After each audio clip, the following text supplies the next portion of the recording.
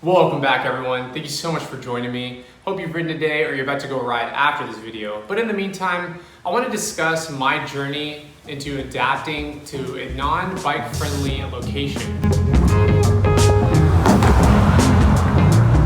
Now when I say non-bike friendly location, what I'm meaning is not so much the drivers. They've given me so much room the entire time I've lived here, but I'm more so emphasizing that the location has no bike infrastructure whatsoever. I've had to adapt a tremendous amount, meaning I've sold some bikes that I didn't want to initially sell just so I can actually ride this environment. And I want to get into some of the key details that helped me adapt to this location to keep my cycling going. So right away, 25C tires were out. That's the reason I sold my Diamondback Master TG road bike, and my Performance Vintesi is kind of sitting in a sad state right now. But the Performance I'm totally gonna keep. I'm never gonna sell that bike. I just can't ride it in this environment. Well, let me emphasize, can I? Of course, you can ride any tire size in any environment, but it's so uncomfortable and harsh and it hurts so bad.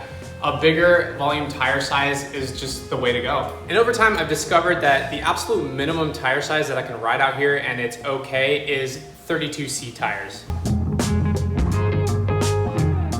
Now I haven't tried anything bigger, but I feel like the 43C tires on my Crossroads Cruise is really hitting the sweet spot. So a big reason that I needed bigger volume tires was because the shoulders, well, there is no shoulders. There's literally no bike lanes but one road that's a little too busy for comfort at times, but I can still ride it during the mornings and not be too uncomfortable. But the rest of the roads that have almost no traffic, there's zero shoulders, there's no bike lanes, and on the shoulder, as you can see here, there's so many points where it's crumbled, cracked, pieces missing, and it makes for a very rough ride, especially if you have smaller volume tires. Also, my area is the Polk County area, which is near Orlando, and it's pretty underdeveloped. And that being said, there's quite a bit of dirt roads out here to connect to other main roads, so you have to go off-roading majority of the time. And I've mentioned this before, this is the reason why I went towards the gravel bike side and higher volume tires on my fixed gear, because there are times where I have to take really rough routes or I have to go completely off-road just to connect to different roads and keep my cycling going. So another big thing that helped me adapt to a non-bike friendly area was the rear mirror that you can attach to your glasses or helmet.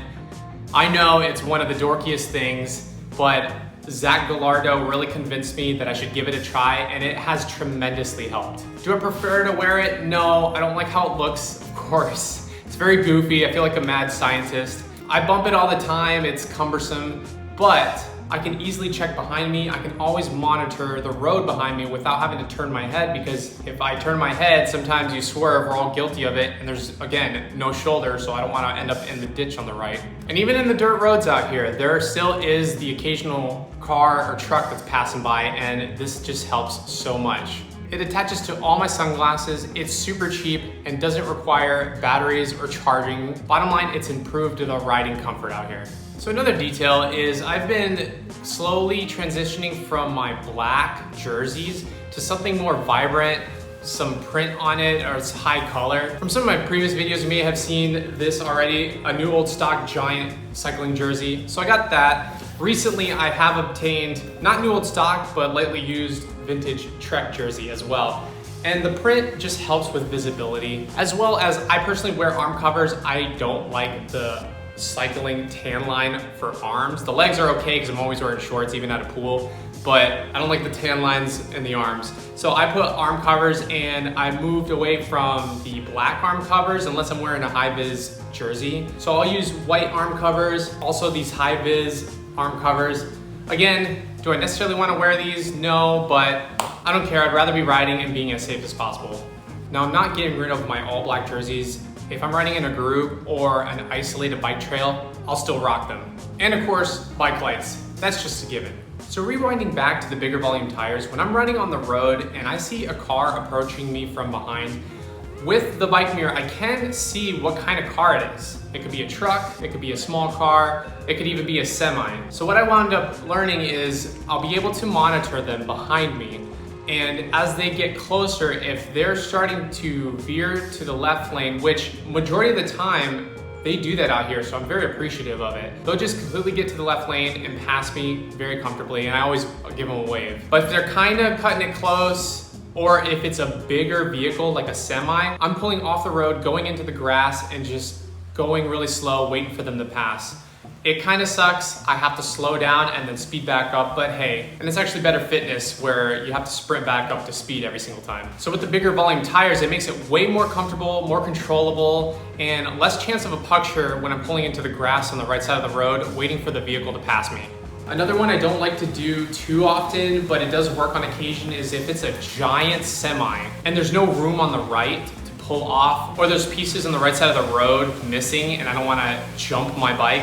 If there's no one coming from the opposite direction, I'll actually go to the left lane and wait for that semi to pass. And that has also helped. Again, it's not my preferred method, but it's definitely safer if I can't get into the grass on the right side. That leads me to my next point.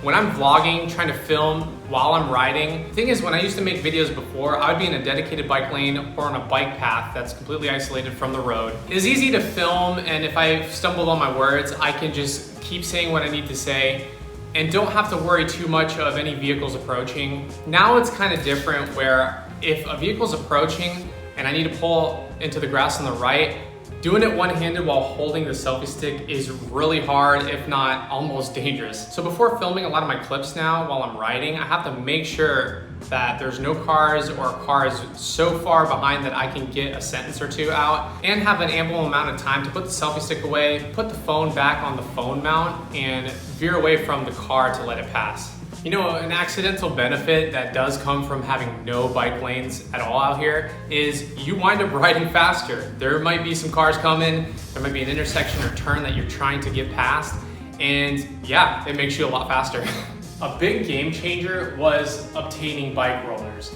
Initially, I bought these when I first moved out to Florida because I was anticipating the daily storms out here during the summer and other seasons. But then I moved out to this location, and some days I'm just not in the mood to go out riding and having to monitor all the cars and everything and maneuvering. So I'll just set up my bike rollers. Now, I don't use them with my gravel bike, but I do throw the Pace Rum Runner fixed gear on there, and I get a great workout from it. Side note, if you want a more in-depth video on my experience learning bike rollers and how I mastered them, check out this video right here. And again, the biggest thing that helps me adapt out here is a dedicated gravel bike. Now this one is a conversion, of course. It used to be a hybrid bike originally, but putting the bigger tires, getting the drop bars on here, allows me to adapt to any road condition. So if I wanted to go fast, give some speed, I have the tires and the drop bars in the aero position to get going. Or if I want to ride gravel, I hit up the gravel roads out here, stick to the hoods. The bars are raised a little bit to make it more comfortable, and it can't be defeated with this bike riding out here. A smaller detail that I discovered is if you don't have caps or covers on your water bottle, when you're riding gravel, all the sand and crud gets stuck to the nozzle and you get a mouthful of just crunchiness. So I've gotten these bottles and they have caps so it protects the nozzle. Majority of the time when I'm riding out here, I'm on my gravel bike. Occasionally, I'll still pull out the fixed gear, and with the position on this bike, I'm extremely aero and really tucked in.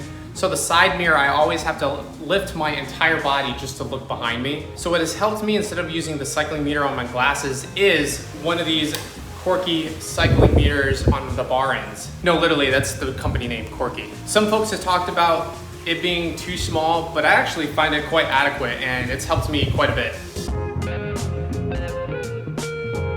And when I don't need the mirror, I can actually clip it up, and it's really discreet. Real quick, do you all ever have the situation where one seat will work for a few weeks, and then for some reason it just gets uncomfortable, and then you just swap to another seat for a few weeks, and it's just back and forth? I'm going through that right now, trying to find the best saddle for this bike. But some storms are rolling in quick, so I'm gonna swap the saddle and go for a super quick ride.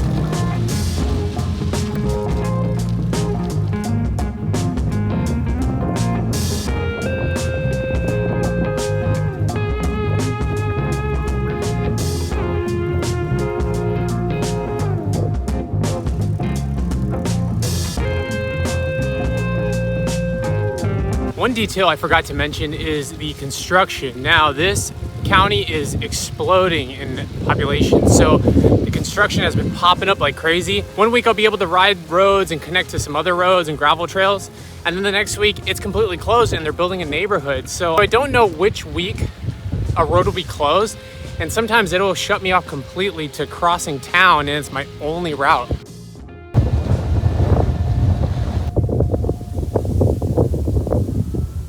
So I thought it was gonna storm. Whoa. So I thought it was gonna storm, but it was not. It's just ridiculously windy, so I'm going back.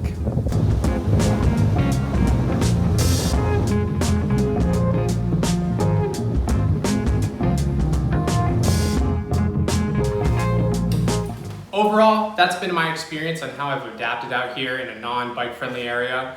Let me know if you have any tips yourself that has helped improve your cycling in your area, if you live in that infrastructure. I know not all of us live in those beautiful roads like in South Florida where there's bike lanes everywhere, or other states that have a super nice biking infrastructure, but I'm looking forward to reading your comments. Lastly, I want to announce that now I'm an official ambassador of State Bicycle. So there is an affiliate link in the description below if you're interested in any other products. I'll get a small kickback. I'm gonna utilize that to invest back into the channel because I feel like their entry-level to mid-level steel bikes is my exact category that I wanna represent and ride for. So I appreciate it if you do check it out. Once again, thank you so much for joining me. I appreciate it. Thank you for commenting, subscribing, and liking this video. And of course, I'll catch you in the next one.